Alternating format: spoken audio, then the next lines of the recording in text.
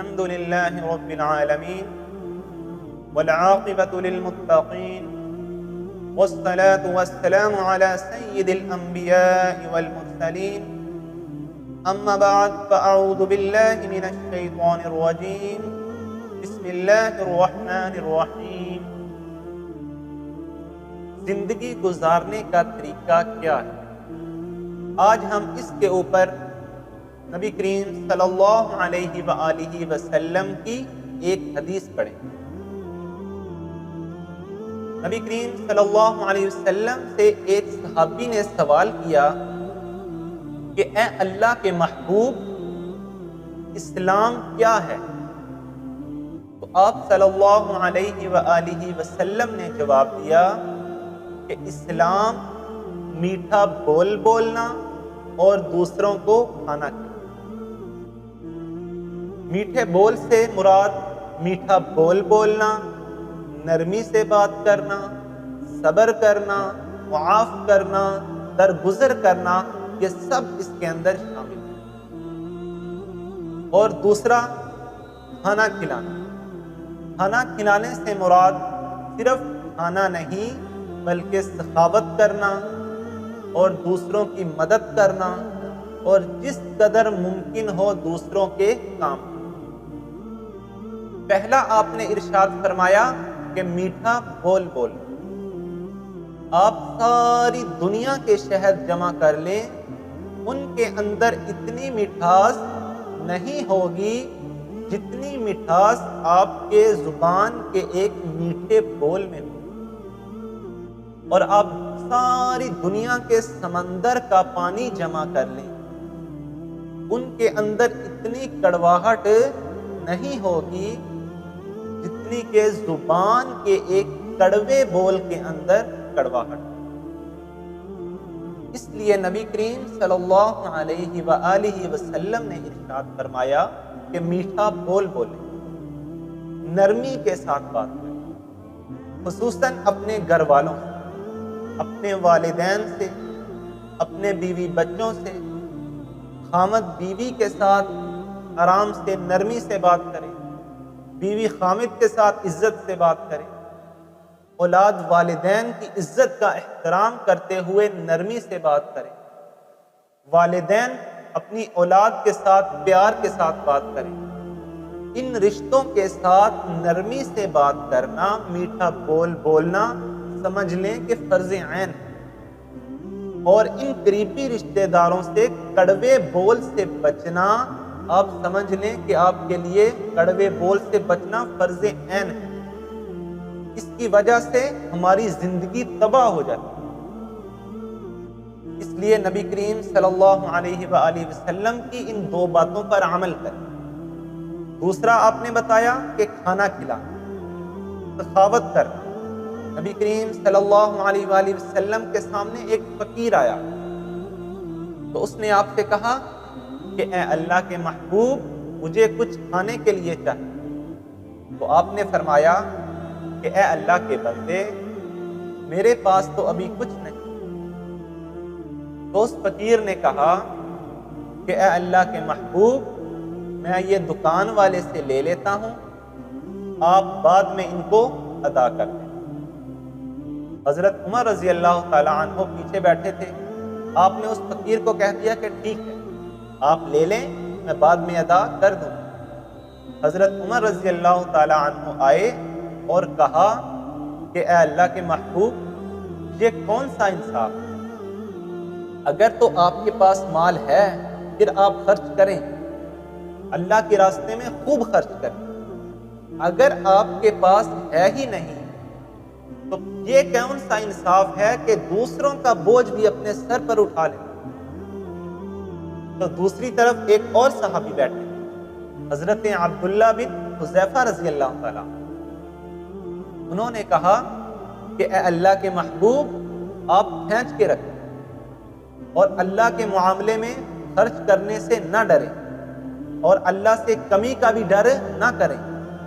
آپ صلی اللہ علیہ وآلہ وسلم مسکرائے اور فرمایا کہ اللہ نے مجھے بھی اسی بات کا حکم دیا۔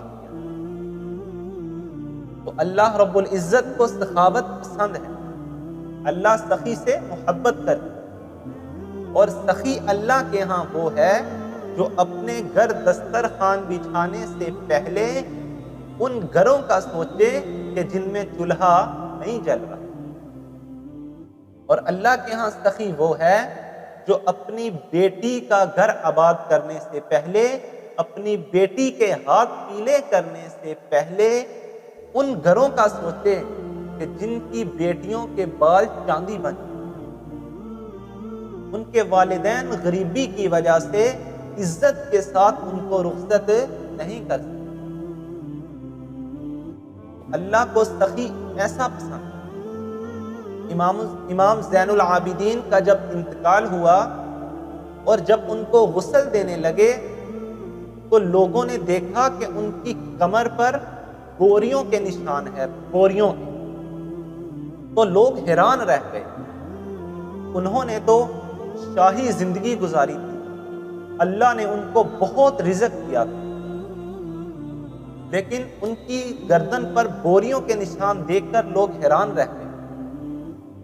تو بعد میں پتہ چلا، ان کی وفات کے بعد لوگوں کو علم ہوا کہ مدینہ میں انہوں نے 100 گھروں کا خرچ اپنے ذمے لیا ہوا اور خود اپنی کمر پر بوریاں رکھ کر ان کے گھر راشن پہنچا کے آتے۔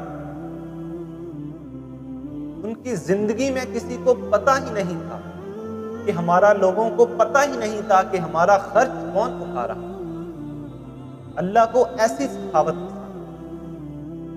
تو اللہ کے محبوب نے فرمایا کہ زندگی گزارنے کے لیے 2 باتوں پر عمل کریں، ایک میٹھا بول بولیں، اور نمبر 2 کھانا کھلائیں، سخاوت کریں۔ اگر ہم یہ میٹھا بول بولیں گے تو ہماری زندگی خوبصورت ہوگی، اگر ہماری زندگی خوبصورت ہوگی تو ہمارے گھر خوبصورت ہوں، ہمارے گھر خوبصورت ہوں گے تو ہمارے رشتے مضبوط ہوں۔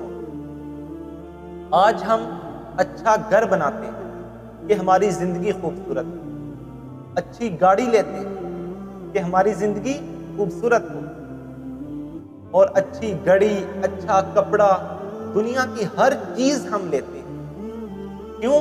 کہ ہماری زندگی خوبصورت ہو جائے۔ لیکن اس سے زندگی خوبصورت نہیں ہوگی، یہ چیزیں خوبصورت ہیں۔ زندگی خوبصورت ہونے کے لیے آپ کو در مصطفیٰ پر جھکنا پڑے گا۔ لَقَدْ كَانَ لَكُمْ فِي رَسُولِ اللَّهِ أُسْوَةٌ حَسَنَةٌ۔ زندگی کو خوبصورت بنانے کے لیے محمد صلی اللہ علیہ وسلم کی غلامی کرنی پڑے گی۔ زندگی آپ کی ان چیزوں سے خوبصورت نہیں ہوگی۔ چیزوں کا خوبصورت ہونا الگ میٹر ہے، اور زندگی کا خوبصورت ہونا یہ الگ ہے۔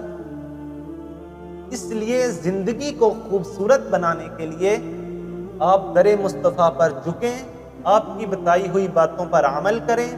اگر آپ ان 2 باتوں پر عمل کریں گے، نمبر 1 آپ میٹھا بول بولیں گے، نرمی کے ساتھ بات کریں گے اور معاف کریں گے، اور نمبر 2 کھانا کھلائیں گے، سخاوت کریں گے، تو اس سے آپ کی زندگی بھی خوبصورت ہوگی اور غریب آدمی کی زندگی بھی خوبصورت ہو جائے گی۔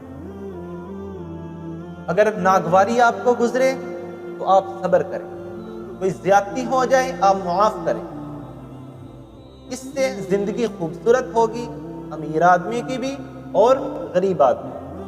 اگر امیر بھی خوش ہوگا، غریب آدمی بھی خوش ہوگا، تو ان دونوں کو دیکھ کر اللہ رب العزت آسمانوں پر خوش ہوگا۔ تو اللہ رب العزت سے دعا فرمائیں کہ اللہ ہمیں ان 2 باتوں پر عمل کرنے کی توفیق عطا فرمائے۔ آپ سب یہ آج عہد کریں اور یہ ارادہ کریں، اللہ سے وعدہ کریں کہ آج کے بعد ہم اپنے گھروں میں، اپنے بیوی بچوں سے، اپنے والدین سے ہمیشہ میٹھا بول بولیں، نرمی کے ساتھ بات کریں، پیار کے ساتھ بات کریں، صبر کریں گے اور معاف کریں گے۔ اور نمبر 2 ہم غریبوں کو کھانا کھلائیں گے، غریبوں میں سخاوت کریں گے جس قدر ممکن ہو۔